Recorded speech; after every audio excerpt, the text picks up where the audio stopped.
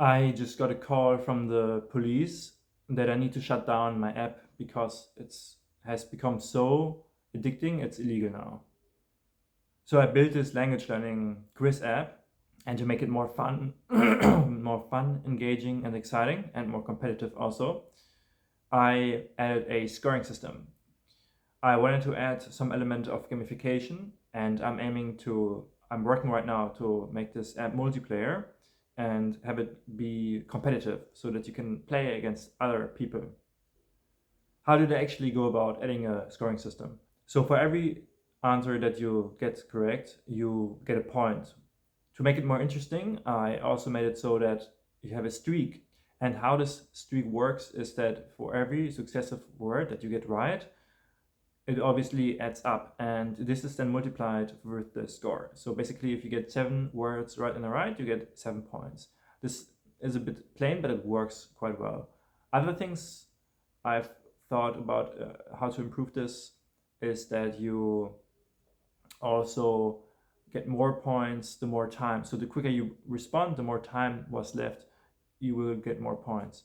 And something more fancy is to use the levensthein distance of the question and the answer. And the levensthein distance is the distance between two strings. So if there's 2 letters that are different, the difference would be 2. And this way you can know if 2 words are similar or very different, hence if they're easy or difficult, because if 2 words are really close to each other, they are obviously really easy to guess. And the other way around, if they're really different, then you have no chance of guessing them. So this can also be used to give a higher score. And I played around with it a little bit, but nothing really feels quite right. So for now, I just have the scoring simple as it is. It gets reset, obviously. So when the score doesn't get reset, but the streak gets reset, thus you get way less points if you get something wrong.